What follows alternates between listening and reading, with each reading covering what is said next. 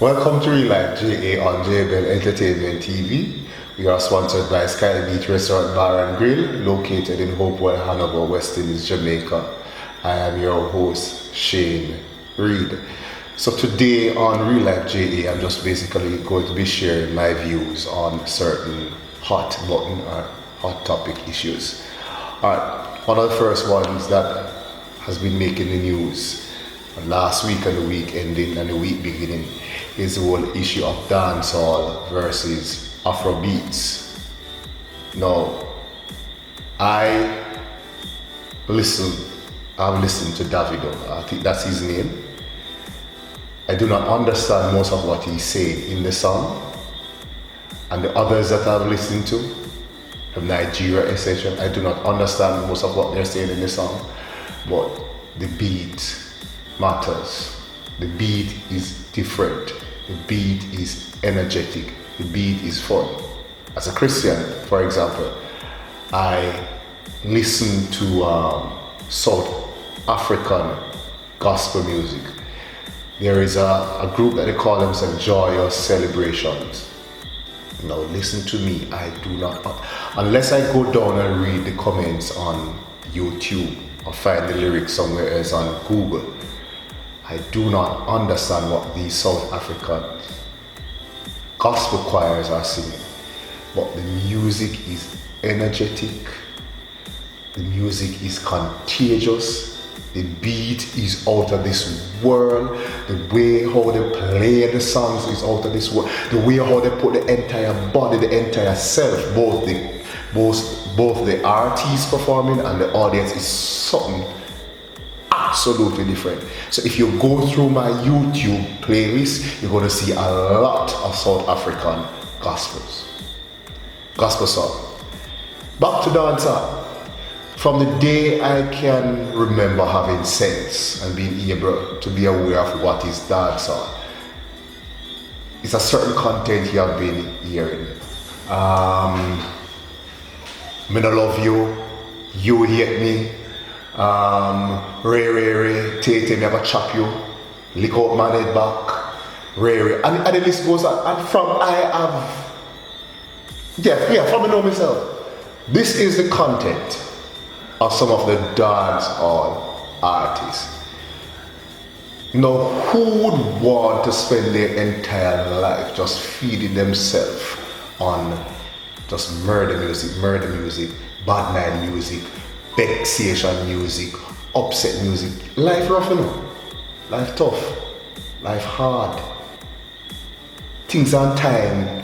We are all grown up. Those of us who were born in the 80s and in the early 90s, we're all grown up, and we're finding out that life is somewhat difficult. I mean, especially those of us who entered the workforce in 2008 when the global financial market went south.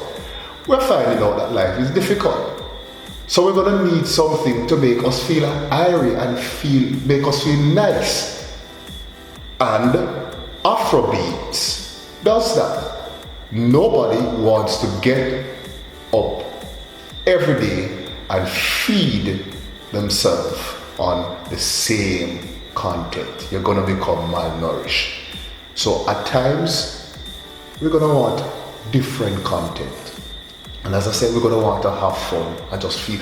You're in your house, you're in your apartment, you're in your car, and you just want to forget about some of the struggles or some of the difficulties of the day, of the week, of the month, of the year. And just put in some Afro beats and just have fun.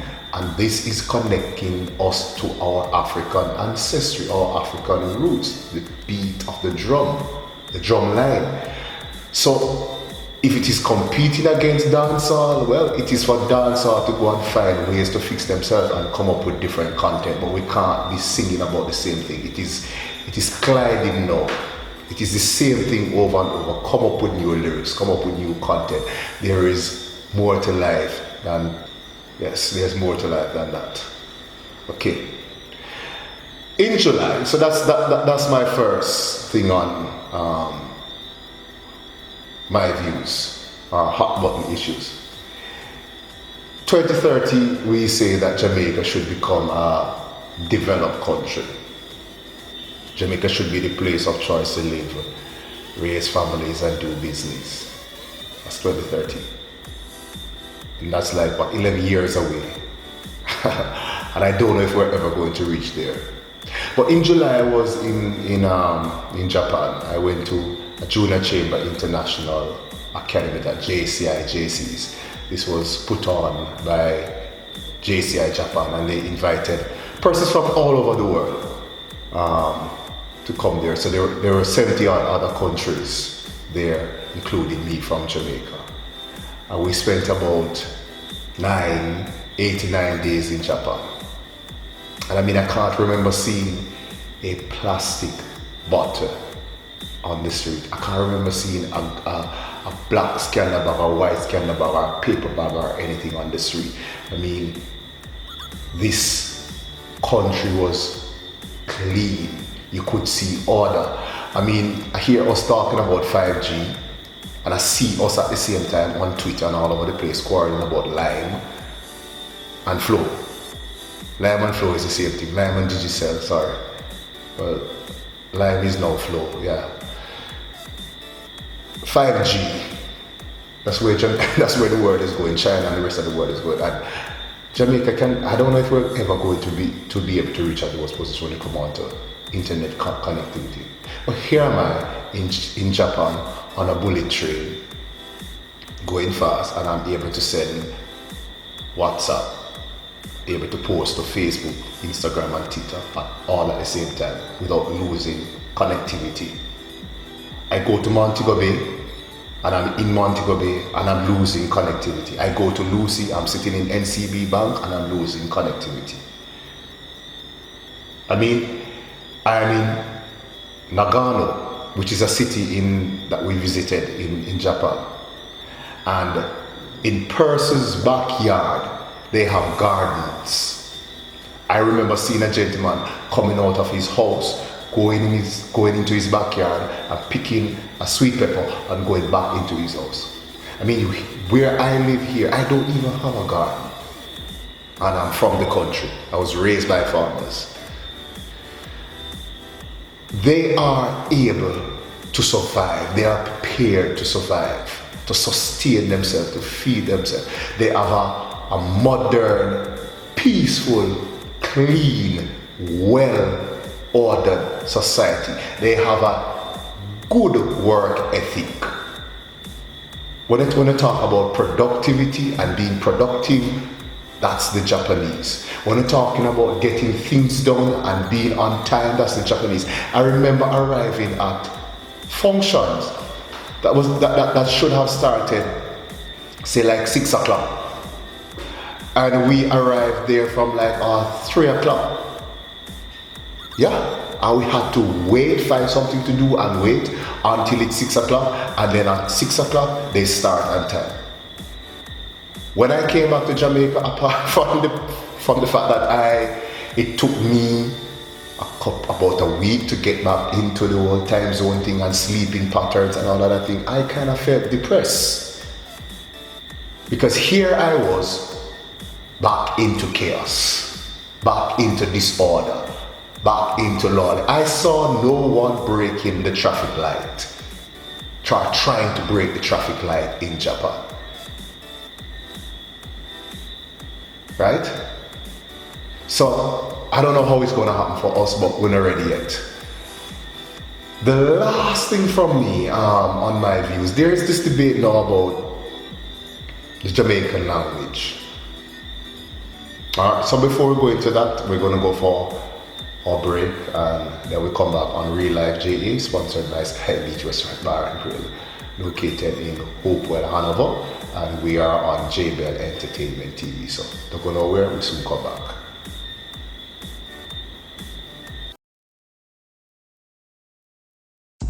Sky Beach Bar and Seafood Grill, located in Hopewell, Hanover, offers you a variety of local Jamaican seafood cuisine. Dine in a tropical garden setting in one of our famous tiki huts, or get your feet wet in the beautiful Caribbean Sea. We also cater to large group parties, weddings, and conferences. We provide free Wi-Fi to all persons dining. Come in and ask about our Sky Beach bed breakfast accommodation. Fully air-conditioned rooms with all modern amenities. We're only 15 minutes away from Montego Bay. Call for reservations 956-5006 or 547-3971. We will be happy to serve you.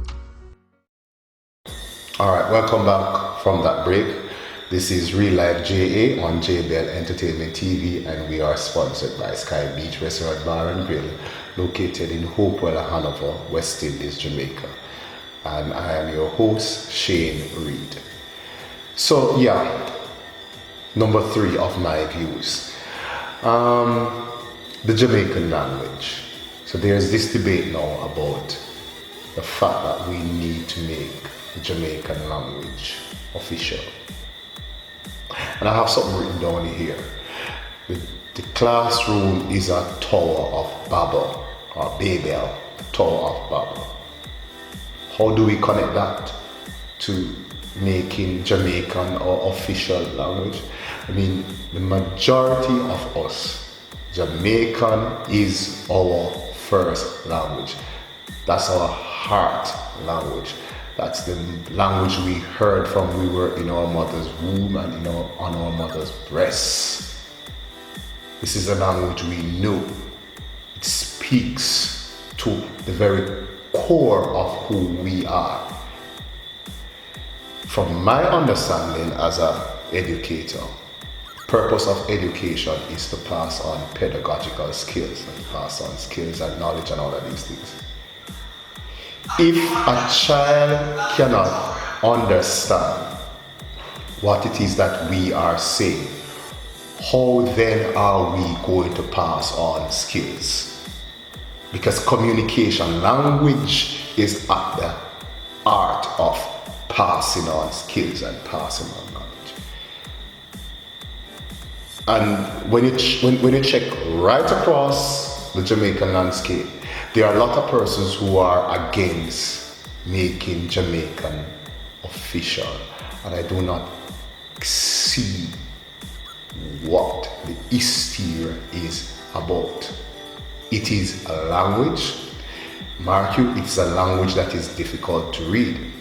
And I mean, Professor Caroline Cooper, every now and then she has, in one of her pieces in the Sunday Gleaner, she writes in Jamaican, there's a chaka spelling and the proper spelling. And I remember emailing to her and telling her my difficulties with reading the proper spelling.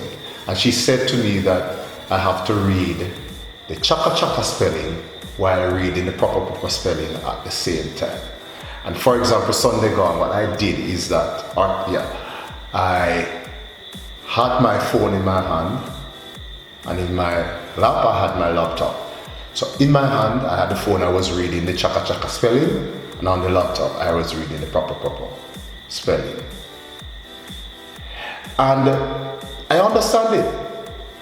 My rationale is, and my thinking is this: if it is that from I was in primary school or even basic school, if the teachers had taken the time out to show me and the thousands of us that failed English and flunk English, if they had taken the time out to show to us the relationship between get up, come here, come here, go for yourself, go away from here. If we had the opportunity to see the relationship between this language and that language, then I think we would have been better off. And the thousands of us, well, I barely survived through passing through the education system.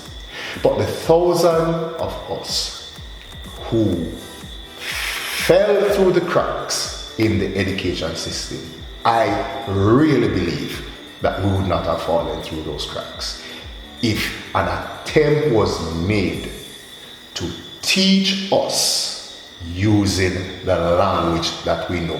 So, in a sense, we would grow up knowing and learning that we are actually bilingual, and then for one purpose we use this language, and for or we can use both languages interchangeably. Just like when I went to Japan, and I was in Japan, and you had Japanese who are able to speak Japanese and English, and so when they're ready to talk to me, they talk to me in English, and when they are ready to go and talk to each other, they go and talk to each other in Japanese.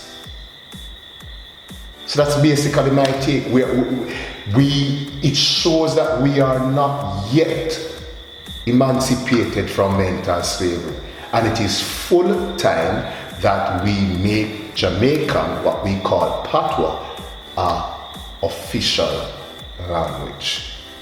So, before I wrap up my views on Real Life JA, and remember we are sponsored by Sky Beach Restaurant Bar and Grill, and we are on J Bell Entertainment TV.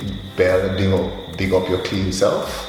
Yeah, Rasta must always be clean and not dirty, so dig up your clean self. Before I end, I want us to take the time out and support Dr. Karen Dunkley. So who is Dr. Dunkley? Dr. Dunkley is a businesswoman from Montego Bay and Hopewell. So she's somebody that is always and that has always been helping from picnic to adult. She helped them with books, computers, money to go back to school, name it all. And she also tries to help parents to become better at what they do, especially the young mothers. Alright, and so do plenty enough something about people in urban areas and for people in the bush areas. And those of us who come from bush, like myself, we know how difficult it can be. So Dr. Karen Dunkley is participating in an election, and she hopes to become the US Northeast representative in the Global Jamaica Diaspora Council. So listen to me well. If you are from the area of, New Hampshire, New Jersey, New York, Pennsylvania, Rhode Island, Vermont, Virginia, Washington DC, Maine, Maryland, Massachusetts, Delaware, Connecticut.